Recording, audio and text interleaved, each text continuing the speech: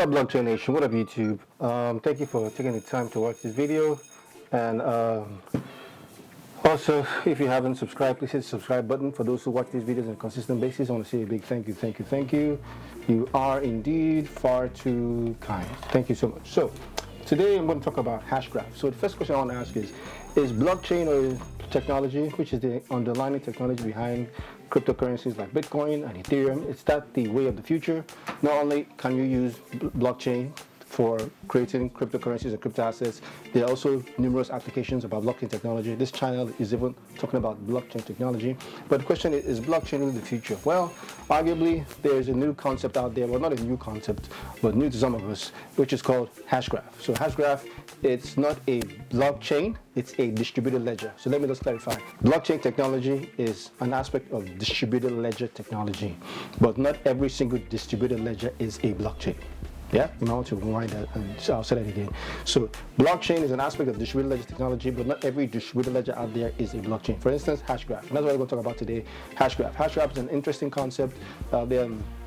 Concepts of cryptocurrencies like Bitcoin and Ethereum are great, but they have their limitations in terms of scalability. So the whole concept of Bitcoin and Ethereum, well, there are three things we look at when we talk about those cryptocurrencies. We talk about scalability, we talk about decentralization, and we talk about security.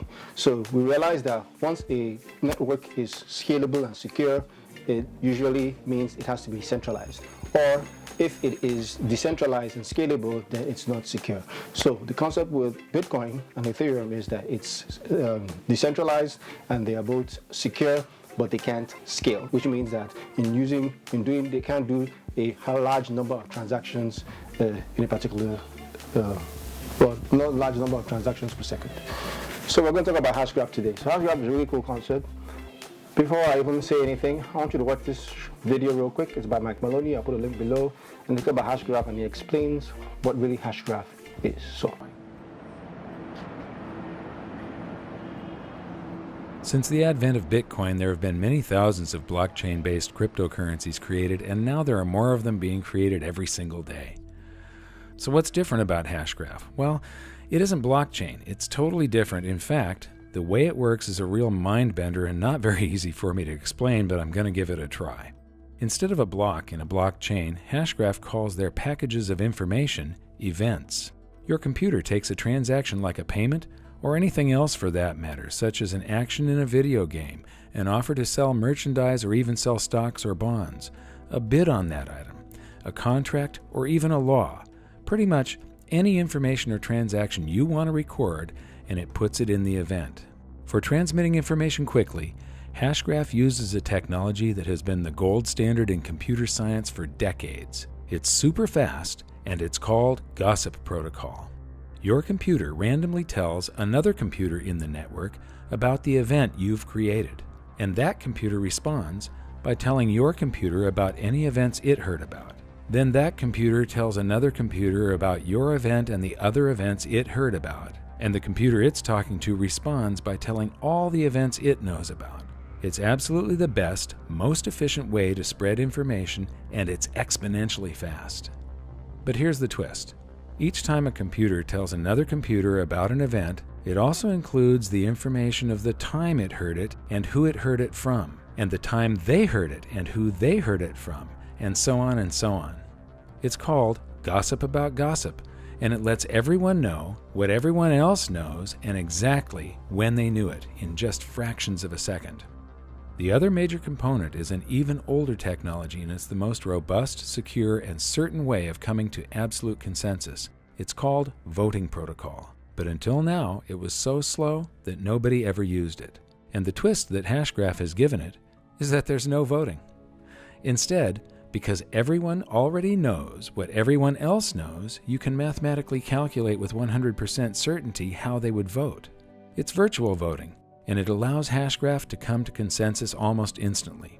So instead of recording things on a block and then adding it to the blockchain once every 10 minutes, HashGraph events are added to the system instantly the moment they're created, so they don't have 10 minutes worth of information in them.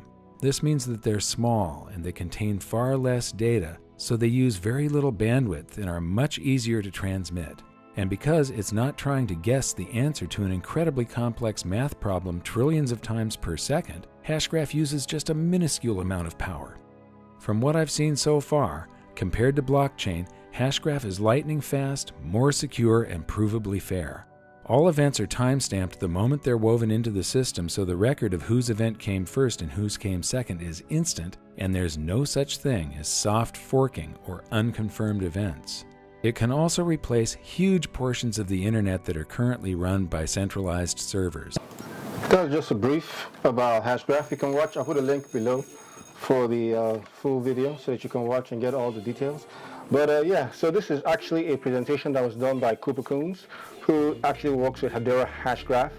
And I saw it on YouTube, and I just said, like, hey, dude, do you mind sharing the PowerPoint presentation? It's like, yeah, sure, that was so cool. So this explains basically what HashGraph is, trust layer of the internet. And yeah, like I said, it was done by Cooper Coons. I wish I was that brilliant, but unfortunately I'm not. So he goes into the details and talks about how we got into the concept of HashGraph. He talks about security and how people have been hacked and all this sort of stuff, which I'm not going to go into. But basically, I'll just start from, well, interesting to what Facebook used to look like, but who knows what it would have been if it still looked that way. So he talks about cloud computing and how this is somewhat of a centralized system. So cloud computing is great, but it also gives you one point of failure and pushes more of a centralized network. What we're trying to do is not make a centralized infrastructure, but we're trying to make a decentralized infrastructure, which is the concept of blockchain technology. So here's what you should look at. I'll start with this. So Bitcoin is great. I love Bitcoin. I'm a Bitcoin fan. Ethereum is great, but because of the consensus algorithm, consensus just means it's a way of the entire network agreeing on what the state of the network should be.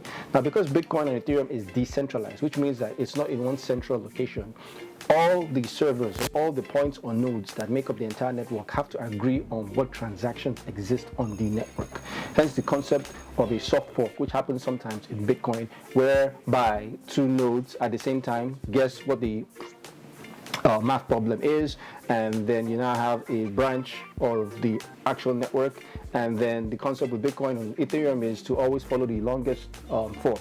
But Ethereum no longer uses a proof of work concept. Ethereum is moving to a proof of stake concept. There are other networks that use a delegated proof of stake, kind of like, I believe that's what Cardano uses. So there are different kinds of consensus algorithms. Consensus is huge when it comes to distributed ledgers. Consensus is a very, very, very, very big point. Now, the problem with proof of work so far is it's very, very slow. It takes 10 minutes before the entire network can come to consensus. Hence HashGraph.